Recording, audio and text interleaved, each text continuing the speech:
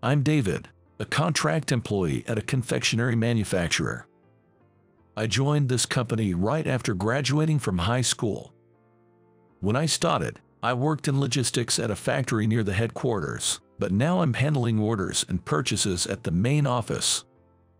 I prefer this clerical work over physical labor. It's been 10 years since I joined, and I think I've gotten quite used to the job. Recently, Hannah started getting involved in the business. She's 4 years younger than me and is referred to as the boss daughter behind her back rather than by her real name. Frankly, she's not good at her job. She's slow and even slacks off. However, Mr. Johnson, the boss, is lenient with his daughter and doesn't reprimand her despite seeing this. My colleagues are also fed up with her. Man, Hannah was just on her cell phone all day today, just texting and slacking off. Due to her status, the other employees couldn't say anything to her. One day, during such a routine, following an organizational change, there was a seat rearrangement, and Hannah started working next to me. Mr. Johnson told me, if my daughter has any trouble, please help her out. Since then, I've been taking care of my own work and looking after her as well. She's always on her cell phone during work and sometimes leaves her tasks midway to take a break. Watching this every day was frustrating for me. Hey, could you check these documents too? She glanced at me briefly from her cell phone and said, I'll do it later, before returning her gaze to her cell phone. In the end, she left saying she'd check the documents tomorrow and went home on time. Every day was like this. Because of her, I often had to work overtime. Seriously, I should have just done it myself from the beginning. I grumbled to myself in the empty office. The future looked bleak. A few weeks later, my anger finally erupted. While I was teaching her, she kept glancing at her cell phone, so I blurted out, "Don't take your job so lightly." She paused for a moment with an annoyed look, but I continued, "If you are going to work half-heartedly, it might be better if you quit. To be honest, you're a hindrance right now." "What's with that attitude?" she retorted, her eyes red, and she stormed off. Watching her leave, I immediately regretted speaking so harshly. The next day, she came to work with swollen eyes. She had obviously cried. It was my fault. As I was about to apologize, she said, "I'm sorry." I hadn't expected that. Seeing her like that, I felt bad for being harsh with my words. "I'm sorry for being too harsh. Let's both do our best starting today," I said, and Hannah smiled brightly. From that day on, she seemed like a changed person, engaging in her work and actively progressing tasks. "I'll do that," she offered. "We need to make quite a lot of copies, though." "That's fine. I'll do it." She willingly took on even the tedious tasks. Of course, there was no longer a cell phone on her desk. My colleagues were also surprised by her transformation. It was some time later when I overheard a rumor. I heard that Hannah was going to marry the son of a business partner. I thought, oh, is that so? But didn't pay much attention to it.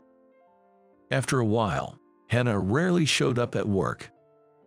I assumed she was busy with wedding preparations or something, as she had applied for leave, so I just focused on my own tasks without much concern. But then, the problem happened suddenly. While I was working at my desk, Mr. Johnson tapped me on the shoulder. "Can you come to my office right away?" Yes, okay." I wondered what Mr. Johnson himself wanted to talk about. His face was expressionless. I had a bad feeling. I hurried to Mr. Johnson's office, sweating nervously, and knocked on the door. "Come in." As I slowly opened the door, there sat Mr. Johnson with a stern face. Stunned, I heard Mr. Johnson say, "You really harassed my daughter, didn't you?" I was confused.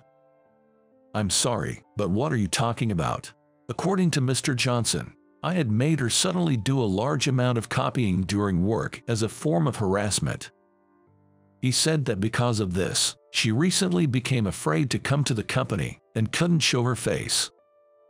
It seemed Hannah had taken my scolding more seriously than I thought. So that's what it was.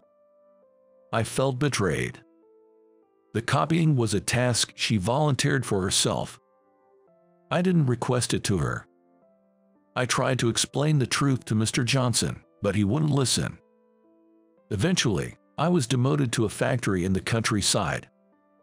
Angry and misunderstood, I thought about quitting the job, but with no special skills and unsure about finding another job quickly, I ended up heading to the new location 2 weeks later.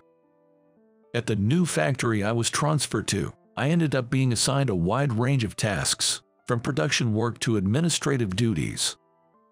It's significantly harder than when I was at the headquarters. However, there was a silver lining. The factory had many older women who were all friendly and made the job much easier. In particular, I got along well with Mary, a lady in her 50s who worked part-time.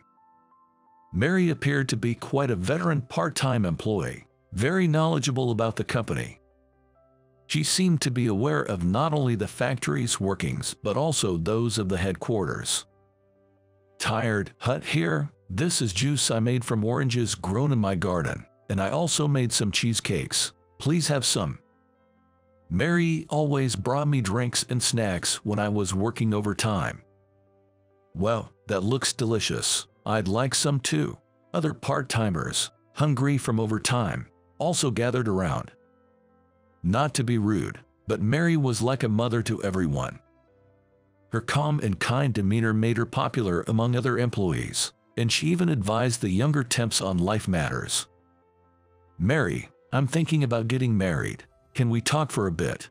Of course. So, who is she?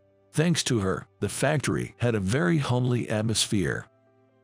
I was living a fulfilling, though challenging, life. Then, one day, something unexpected happened. Hannah, of all people, came to the factory. As soon as she saw me, she apologized, saying, "I'm really sorry." Her sudden appearance and immediate apology left everyone around us in a daze. It seemed like the factory workers didn't know she was Hannah. Confused, I just stared at her. Then Mary appeared behind me. Seeing Hannah, Mary seemed surprised and whispered, "Lucy." Then, like a mother, she stroked her head and said, "You've grown up so much." Had she worked at this factory before? Then, somewhat shyly, Hannah said, "It's been a long time, Mom." I was stunned, hearing that word. The employees around us were also shocked by her calling Mary Mom. We decided to talk in a separate room. Hannah, with tears in her eyes, kept apologizing, saying, "I'm really sorry for the trouble I caused." Then Mary asked her, "What's going on? What happened?"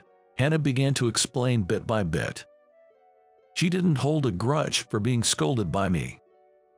In fact, she was grateful for the strict guidance. I had a sick rabbit at home, so I installed a camera in my room to watch it constantly. I was so worried that I kept looking at it even at work, and if anything seemed wrong, I'd immediately text the vet.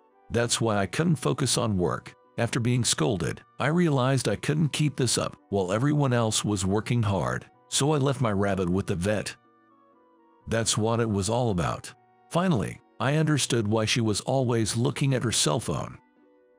Then, I told my dad that being scolded at work was a wake-up call for me, but somehow he misunderstood and thought I was harassed by being made to do lots of copying. Once he gets something in his head, he won't listen to anyone.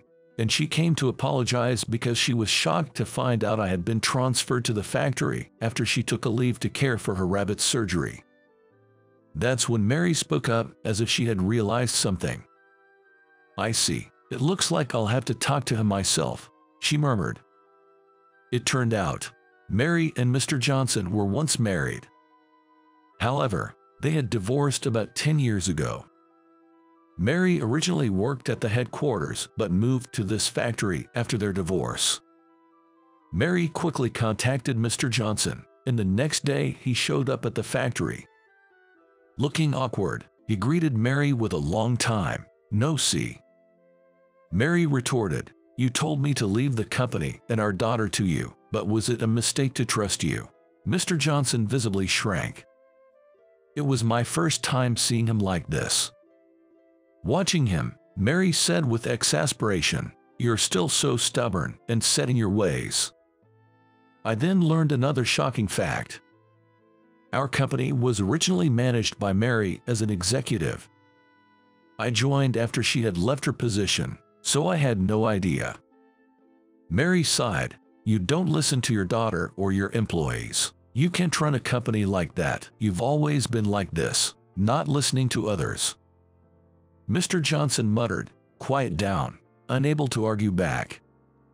Finally, Mary asked, "If you plan to keep doing as you please, should I take over the company and Lucy, what will you do?"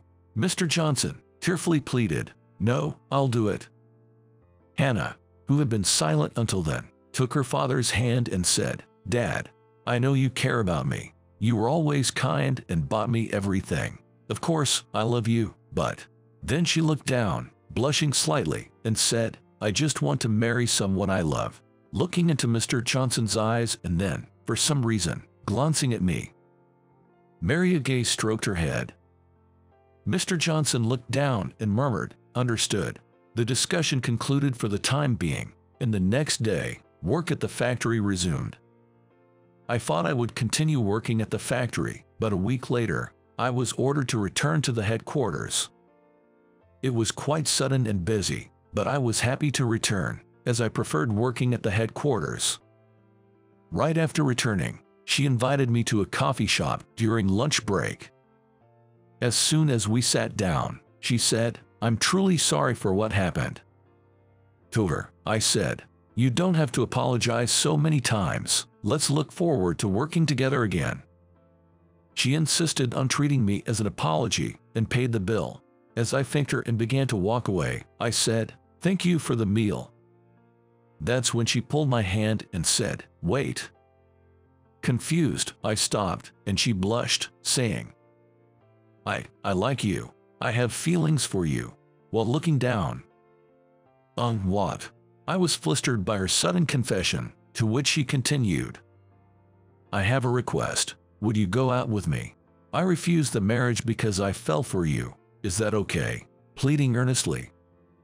Honestly, at that time, I didn't have romantic feelings for her, so we decided to start as friends. However, it didn't take long for us to grow close, and I quickly became attracted to her childlike charm and innocence. Soon, I confessed my feelings, and we started dating. About a month after dating Lucy, I was called to Mr. Johnson's office again. As I entered, he said, "I hear you're dating my daughter," and I nervously wondered what I would be reprimanded for this time. Mr. Johnson said, "I want you to work harder because I'm entrusting my daughter to you."